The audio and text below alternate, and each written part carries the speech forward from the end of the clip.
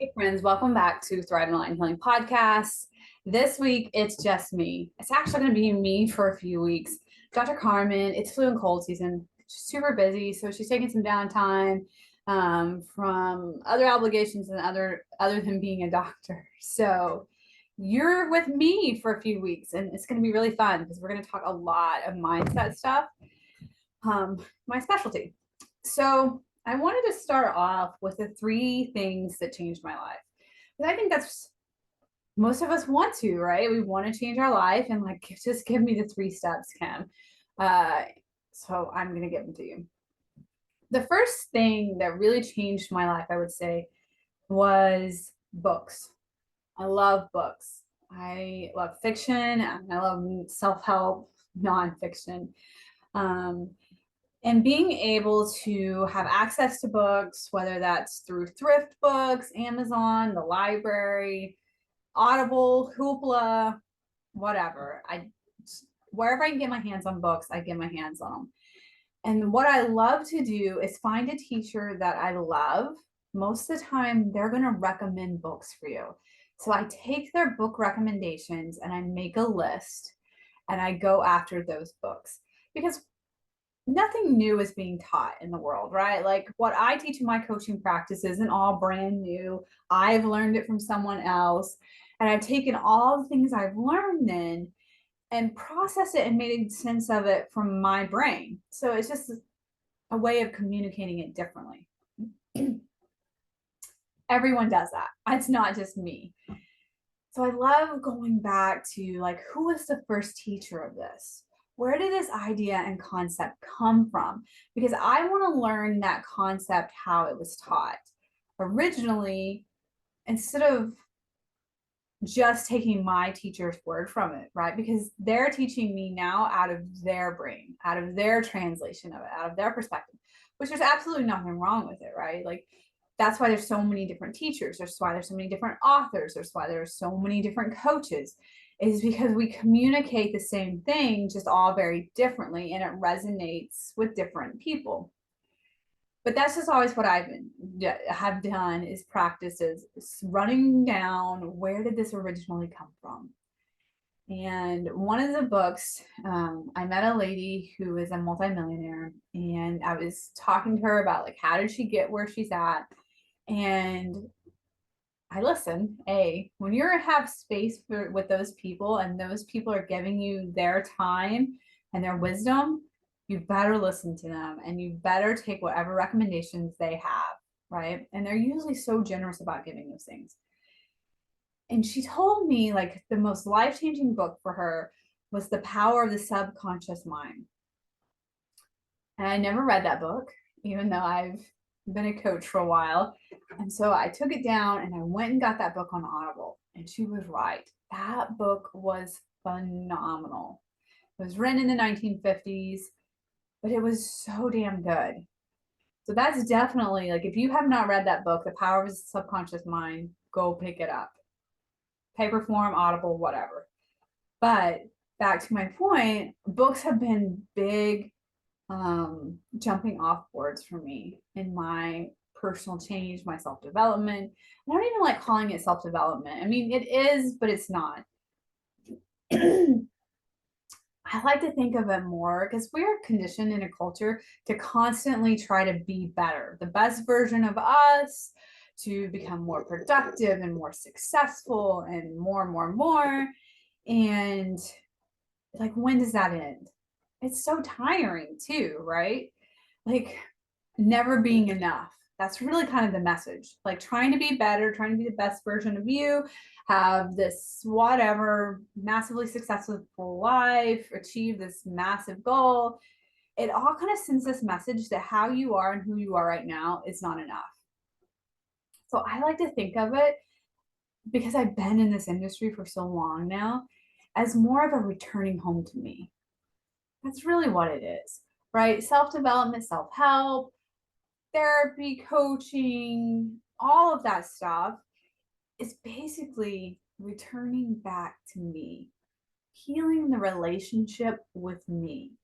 Because you look at children, and this is kind of a tangent, but you look at children, They don't need self-help books. They don't need coaches. They don't need therapists, right?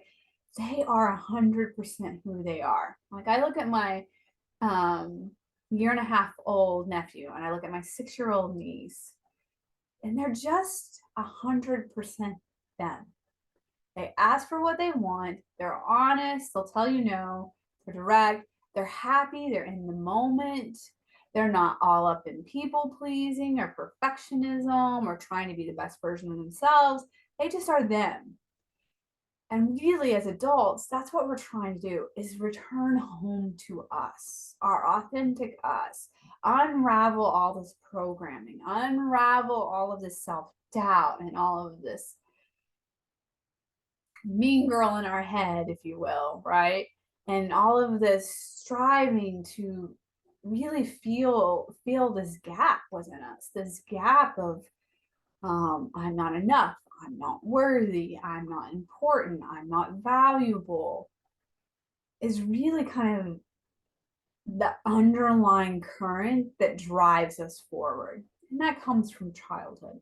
And when I tell you guys stuff comes from childhood, that does not mean I am blaming anyone. Blaming blaming is a thing that we do when we're in victim mindset. It is not empowering, it's disempowering. It feeds the victim mindset, actually. So I don't ever want to come from a place of like blaming parents, blaming other people. It's just this is how we were programmed, right? We live in a society where it's just we're not enough. I mean, even if you like really look at the religious systems, all of them. I'm not going to pick on one specific, I'm just going to pick on all of them. They send this message that we are born imperfect. We're born with sin. We're born broken, right? And then we have to spend our lives, some religions, we have to spend our lives trying to prove our goodness, that we're a good person. Some have a certain prayer you need to say, if you will. But they all have things that we have to do to make amends for our brokenness. So of course, we're programmed to believe then we're not enough. I'm not worthy. I'm not, I don't have what it takes. I'm not important. I'm not invaluable. So this comes from programming in childhood, right? Children are not born with this idea. I'm not enough. I'm not worthy. I'm not important. I truly believe as I watch my 1.5-year nephew exist in the world, like those thoughts are not even on the radar. He just is 100% him. It's through programming that this wound is developed, and then we spend our adulthood trying to fill the gap. And I know that's kind of a tangent, but I wanted to like really clarify, like that's why I'm not a big fan of self-development word, or I mean self-help is fine. It's just I prefer to look at it as like a returning to me, removing all the layers of programming that my brain has picked up and has made meaning around, that has told me I'm not enough, I'm not important, I don't matter. And that's why I think a lot of us are really like striving to get to that place, like learning as much as we can, getting coaching, um, to help us remove those layers so we can be, air quotes, the best version of us, which really means the most authentic version of us.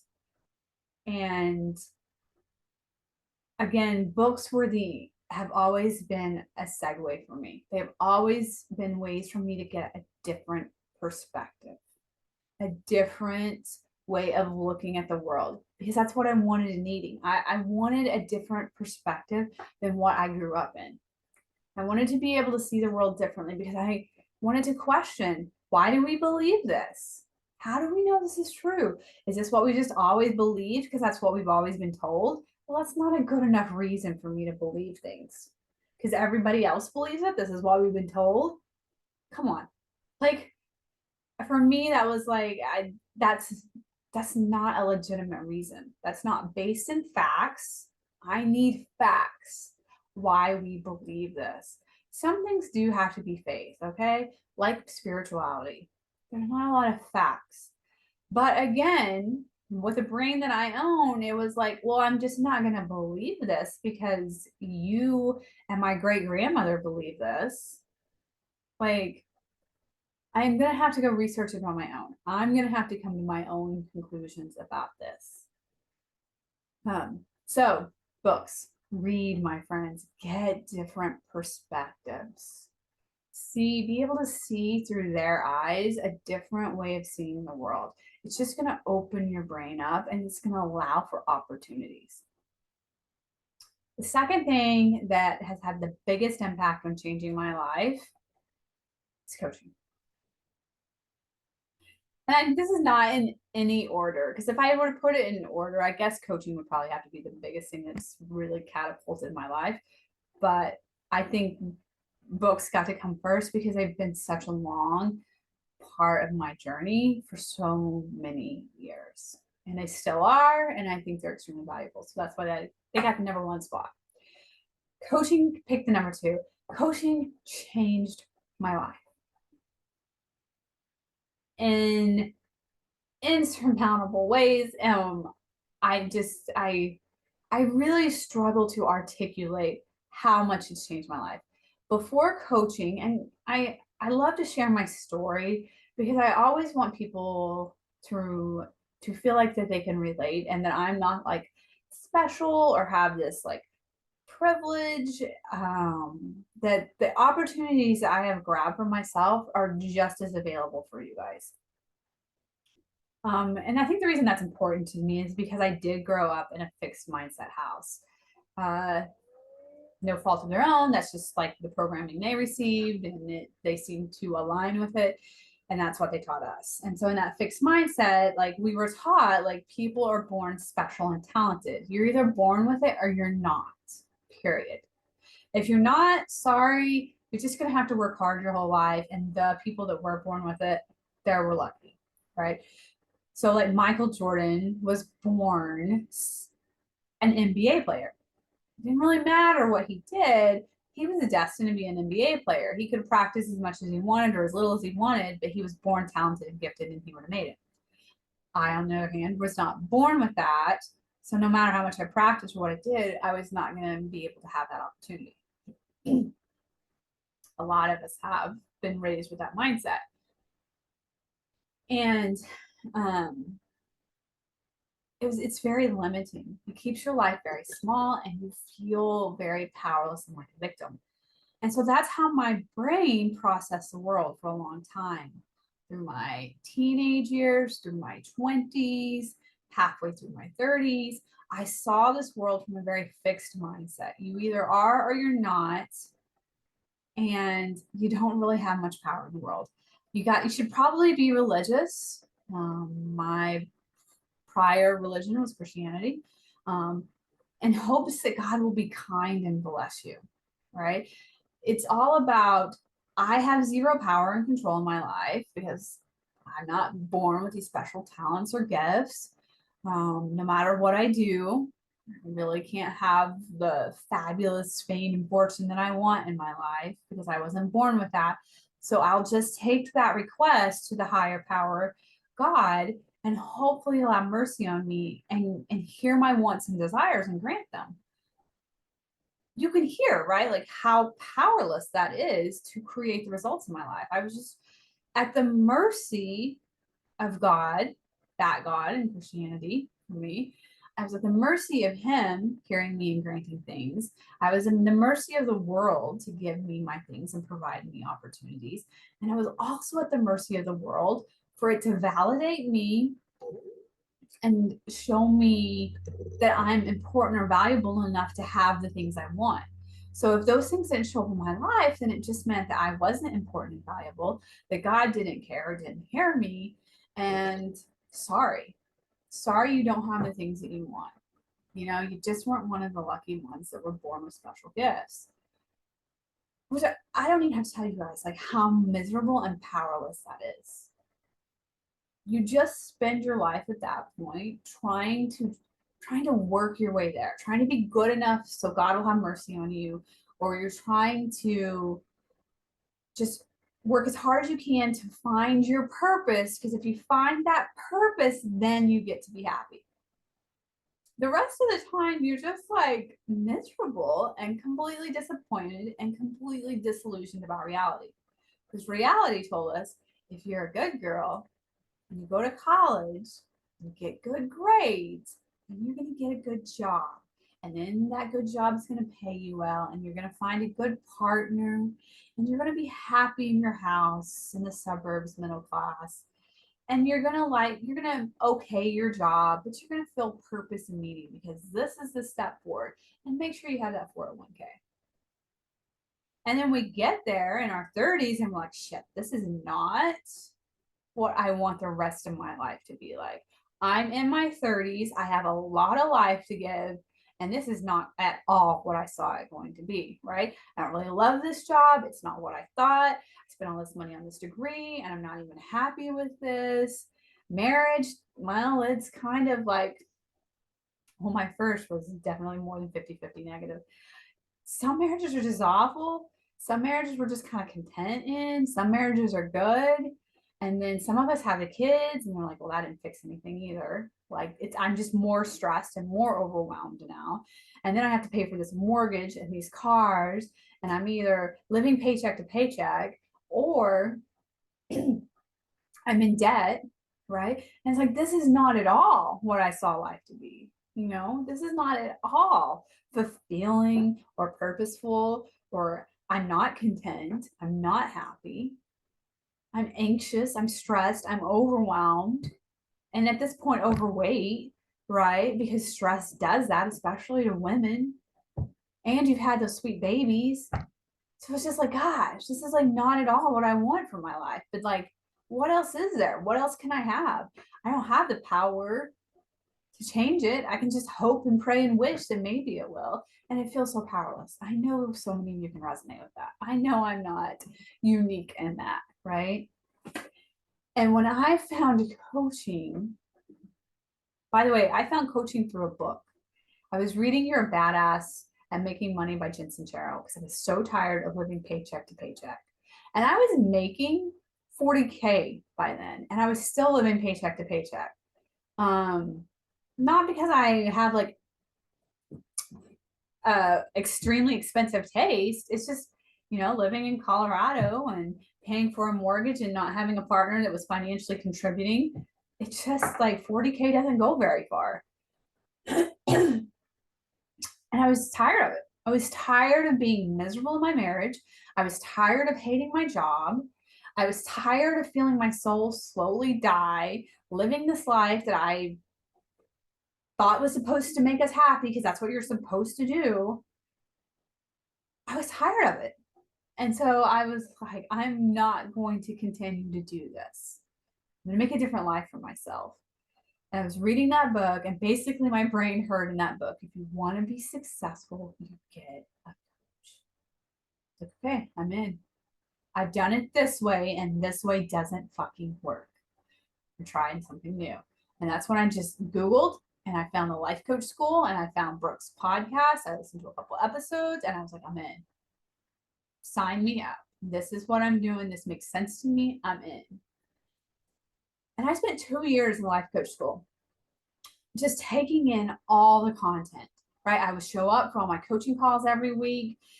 Brooke has a ton of content in there. I watched all the videos. I went through all of them, hours and hours and hours and hours worth of content. And I just took it all in and I showed up and I was vulnerable in my coaching of like, here's where I'm stuck.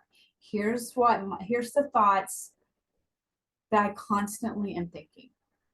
And I was open-minded and I was willing to hear their perspectives. And I was willing to like dig deep, give honest answers, and not buy into this, I don't know. I made myself answer. Because Brooke was very adamant. Like, I don't know is not a fucking answer. It's checking out. Make your brain answer to it. So I was like, done. Okay. They'd ask me questions and I would make myself try to figure it out. And I changed my life completely. So guys, I want you to know, like when I say that, like I was a person that has a master's degree and I was in higher ed making like the most I'd ever made was 40K. When I moved to Oklahoma, I took a 12K pay cut. It's the best they could offer me, with 10 years in higher ed. And then I got out of that and I owned my own CrossFit gym. That was my dream.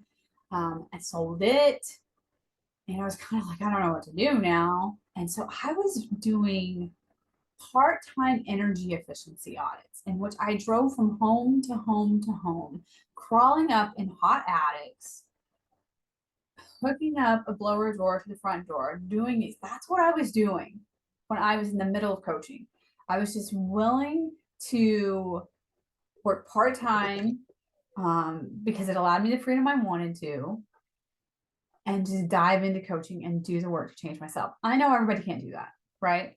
I wasn't even married yet. So my boyfriend at the time, who's my husband now, was financially supporting us somewhat. And then we had my $20,000 part-time job. And I would dive into my coaching and just go, and I would drive to the remote areas of Oklahoma to go do an audit on a house and listen to Brooke's podcast.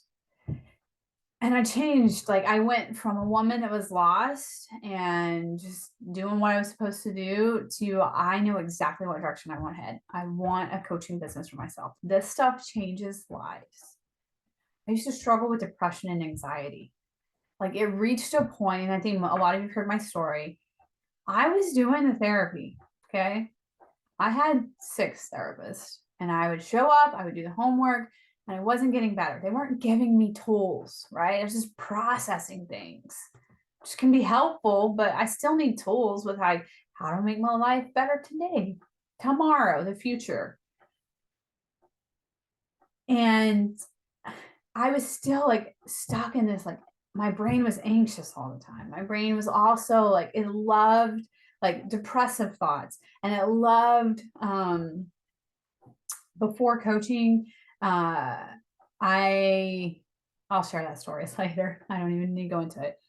Anyways, so when I got on this coaching journey and learned how to where my thoughts came from, how does my brain even work? That's the thing that's unique about the life coach school. There's lots of other coaches out there, right, that do accountability and they do like goal setting and they hold you accountable to it, or they're just like your cheerleader. And the life coach school is very intentional about a lot of neuroscience. Where do thoughts come from? How are they created? How are emotions created? Right? Where do they come from? Because when we can understand those things, then we can know how to manage those things. And we're not believing our thoughts all the time. I was believing every thought that came to mind. I just thought it was facts. I thought it was truth. I didn't know any different. I didn't know to question them. And they were creating all these emotions, which, by the way, I thought came from outside of me. I thought all the other humans were creating these emotions. When somebody cut me off, it was their fault I was mad. When the person was acting a fool in Walmart, I thought it was their fault I was upset. Not mine. Them. That's on them. And then coaching taught me, oh no, your thoughts are creating your emotions. Those are yours. Those are your creation, Ken. Which really moved the power back into my life. I was in control of me. And I understood where all my thoughts come from. And so then I knew, like, oh shit, like most of these thoughts aren't even true. They're just like my brain creating subjective interpretation of reality. They're not based on facts. So there's no need for me to believe all these thoughts. And my thoughts are creating my emotions. So that's on me. If I'm emotionally feeling a certain way, that's on Kim. She's creating those emotions. And what to do with those emotions. How I was getting the results in my life. All the results that I had created in my life came directly from me. I didn't think that before. I thought it was the luck of the draw. I thought it was God. Of course I was powerless. When I understood all my results came from me and my actions that were driven by my emotions, that were created by my thoughts, it's a game changer. Okay. And that's a hard pill to swallow at first, right? Taking responsibility for all those shitty results that we have. Like, damn, I created those things. Well, all right. If I can create that, then I can create amazingness. So I can't tell you guys enough. Like, coaching literally changed my life. Like, I don't deal with depression and anxiety anymore. For a long time, I had suicidal ideation, and that ended after my beautiful trip to the psych hospital for suicide ideation with a plan. Um, so I know that world, right? I'm not just someone that's like always been like super chill and calm and confident. Like I've had a very unmanaged mind for a very long time. So much so that it drove me to a place where I had to be admitted for suicide. So I'm not like this special like mind ninja, right? I've done a lot of work, but I had a lot of tools that helped me get there a lot faster. And coaching was one of those tools. I like the analogy that I can create like my $1 million business, and I can also get to California. I can walk to California and get to California. I'll get there, whether I walk or I take the train or I drive a car, I can get to California that way. My other option too, which is coaching, is I can get on a plane and fly to California and be there much quicker. Getting there either way, just how fast do I want to get there? So it's the same thing. You're going to get your results for sure. Totally believe in you. That's the beauty of me as a coach. It makes me very unique, very, I can see people's potential, and then I hold that potential and what they can be and the belief in that so fiercely. I do not let them give up on themselves because I can see their potential and we're going to get there. I'll journey with you, but I'm not letting you give up on yourself. Um, and so with coaching, for me, it was like I was going to get to success eventually. It's like, am I going to walk there, or do I invest in coaching, which is my plane ticket, to get there faster? So that's what I did, is I bought the plane ticket, and I got there so much faster through coaching. So that would be the second thing that has changed my life. The third thing is pairing up meditation and nervous system regulation with my coaching. That has been the jet fuel. There's a lot of coaches out there that I'm only going to speak like LCS coaches, life coach school coaches, that do just thought work. We work with a model. We figure out what is your thought that's in regards to the situation, so we can identify how you're behaving, creating a result. So then you can go back in, change the thought to get a different emotion and create a different result. And then it's that in itself, super powerful, worth any money that you invest for that, right? That will change your life. Keys to the universe. But what I learned in the program that I was not conscious that I was doing, just it was me being me, is I was pairing up with my coaching as I was meditating every day. And I was working with Dr. Carmen on my hormones and my physical health, right? So I was not only healing my brain and my serotonin and my dopamine, I was doing meditation, which was regulating my nervous system, and I was also working on my thoughts. So I was unconsciously pairing those three things up at the same time, and it allowed me to just pour rocket fuel into this airplane to get to results a lot faster. So I surpassed a lot of my peers in terms of my progress, and I didn't do it again intentionally. Like I didn't know that was the secret sauce. I just was doing Kim, and that's what Kim wanted to do. Now, as a coach, and I've been coaching for a while, I see like, oh, that the pairing of these three things is definitely jet fuel. When you guys can learn how to manage your mind, and we get your neurotransmitters and your hormones back online, and you can learn how to regulate your nervous system, you're unstoppable at that point, because then you're able to more quickly create thoughts that your brain actually believes, that creates emotions that like courage and self-confidence and calmness and certainty, to allowing you to take these big, bold actions that you weren't necessarily able to before because of fear. And those actions are creating results in your life faster and faster. So those would probably be that would be my third thing, is nervous system regulation slash neurochemical leveling. So just to review, the first thing was books. The second thing was mindset coaching. And the third thing was neurochemical and nervous system balancing. Because once I got my nervous system, learned how to regulate it, where I wasn't living in anxiety and fear and survival mode. That's kind of what the nervous system is about.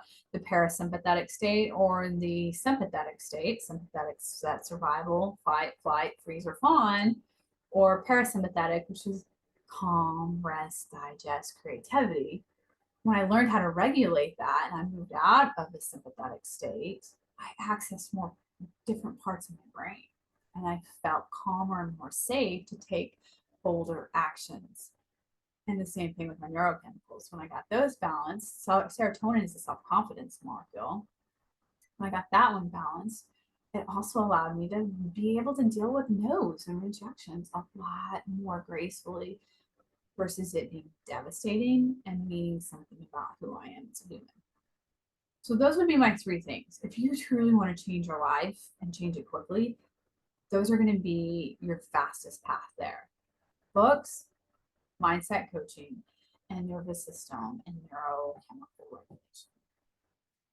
Those are the keys to actual change in your life, not symptom management, not behavior management. Behaviors, again, are actions. They come from emotions. That emotions are created by thoughts. That's why New Year's resolutions don't work. It's behavior modification and not thought modification. That you can only do it for so long. And then we run out of motivation because we're not getting the results we want. We're not seeing the change fast enough. So we're not getting dopamine hits and we get discouraged and we just move on. Our brain says this is a waste of time. It's not working. And we move on with our life. Right? It doesn't have anything to do with you, that you don't have what it takes, or you're a quitter, or you don't finish things, or you're not good at goals. It's none of that. It's just you've been taught just do behavior modification, go on a diet, restrict. And if you can't do it, then there's something wrong with you. Well, no, the system's not created in your favor. The system, the diet culture, we'll just use that one, we'll pick on that, is created that you will fail. Why? Because if you fail, then you're going to be a return customer. You're going to keep coming back wanting these results, which means you're going to keep paying me, right? That system is built on that. Because if they gave you what you wanted, which is thought modification, the power, the behaviors are going to change, right? They follow suit. And then you create long lasting, sustainable lifetime change. So the profit margin isn't quite as high, right? For diet culture. So those are the three things. I hope this has been really helpful for you guys. I love to hear your comments, your questions, your perspective on it. Always feel free to send me an email, info@kimberlyjarmancoaching.com. And I will see you guys in the next episode.